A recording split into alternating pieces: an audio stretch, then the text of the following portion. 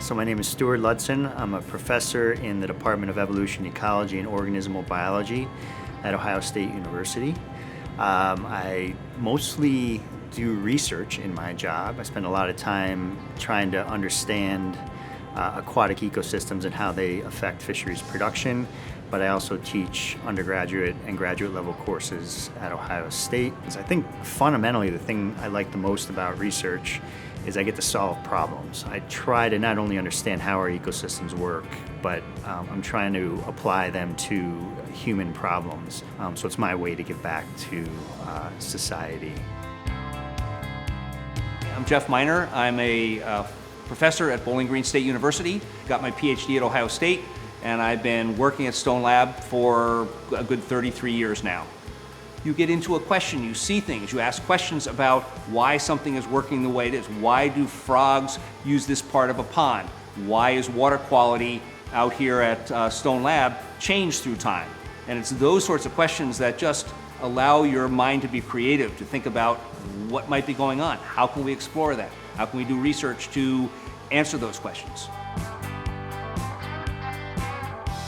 So one of the ways that I do research is we do experimental work. Like in this cage here, we take maybe round gobies, different numbers of zebra mussels, we put them in cages, we dive out into water. It may only be 15, 20 feet of water, but you get to go to the bottom, stay there, set up these experiments, and be able to address specific questions that we would in the best experimental way we can.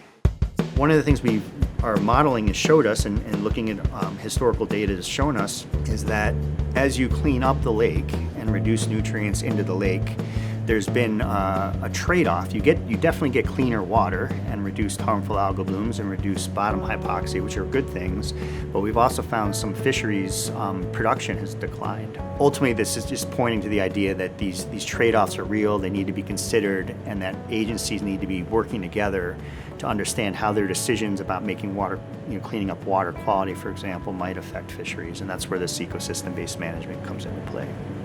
The whole idea behind research is to answer questions that we don't know the answer to.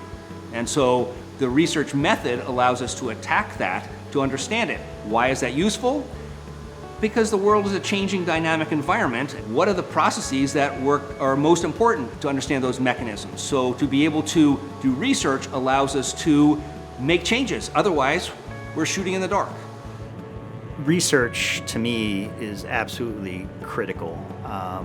It's not just in the field of thinking about the environment. In every sector, whether it be agriculture, business, education, technology, research is where we gain understanding that can help improve production, if that's what you're interested in improving. It can help solve problems, and it can help build better predictive models so that we can forecast where we might go as ecosystems, for example, change. To me, research is something that absolutely needs to continue, and it's one of the reasons I love Stone Lab, because it's been a complete proponent for research.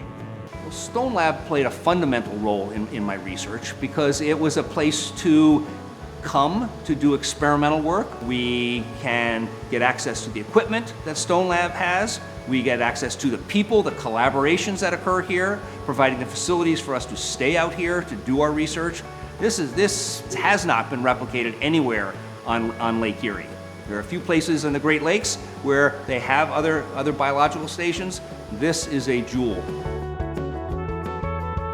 I get better students coming into my lab, and my students get trained better because of Stone Laboratory. Stone Lab has provided an avenue to allow me to connect what I do to society, and then I can also learn what's important to them. And I think that it's absolutely been one of the greatest assets of Stone Lab.